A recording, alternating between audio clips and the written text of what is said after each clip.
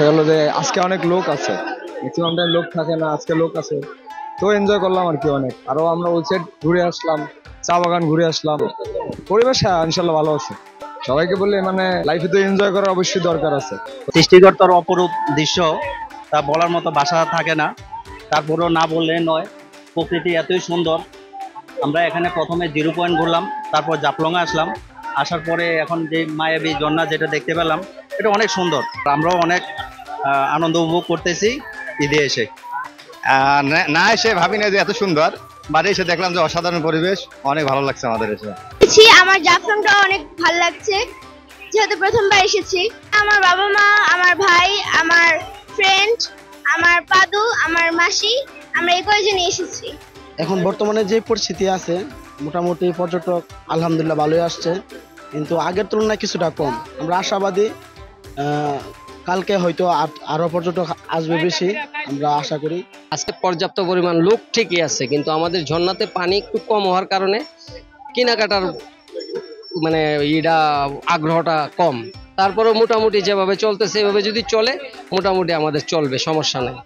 এবার ঈদে অনেক পর্যটকের সমাগম ঘটছে, ইনশাআল্লাহ আমাদের ব্যবসা ভালো চলতেছে। আর যেটা প্রতিশ্রুতি ছিল আমাদের যে পর্যটকদেরকে ডিসকাউন্ট দেওয়া, এটা তো অবশ্যই দিচ্ছে, এবং আমাদের খাবারের মানও অনেক আরো অনেক বেশি বাড়বে। আজকে পর্যন্ত আমরা যত কাস্টমার খাওয়াইছি বেশিরভাগই হিন্দু ছিল।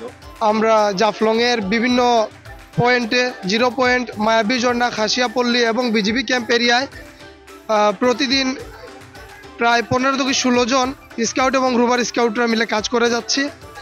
পর্যটকদের সেবায় আমরা সর্বদা নিয়োজিত, আগেও ছিলাম, এখনো আছি। যতটুকু সম্ভব আগত পর্যটক ভাই বোনদেরকে সর্বোচ্চ সেবা প্রদান করা যায়। এখানে আমরা মায়াবী ঝর্ণা, আমাদের অত্যন্ত বর্তমান আকর্ষণীয় পর্যটন স্পট, সেখানে লাখো লাখো জনতা টুরিস্ট আসবেন।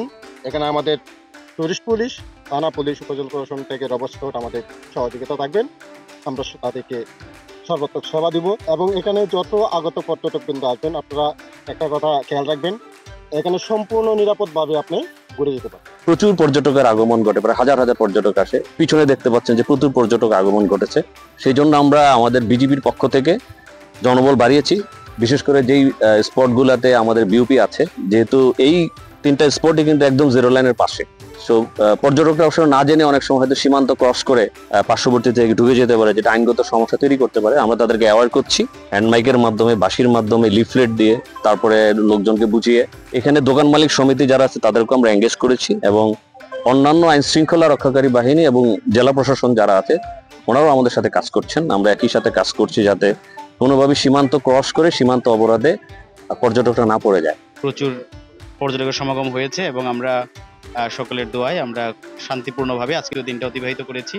আমাদের আইন শৃঙ্খলা বাহিনী সহ ট্যুরিস্ট পুলিশ, থানা পুলিশ, আমাদের রেড ক্রিসেন্ট, আমাদের রোভার স্কাউট সহ আমাদের স্বেচ্ছাসেবী টিম, বাজার কমিটি সহ যারা আছে সবার সহযোগিতায় এটা অত্যন্ত চমৎকারভাবে অতিবাহিত করেছি।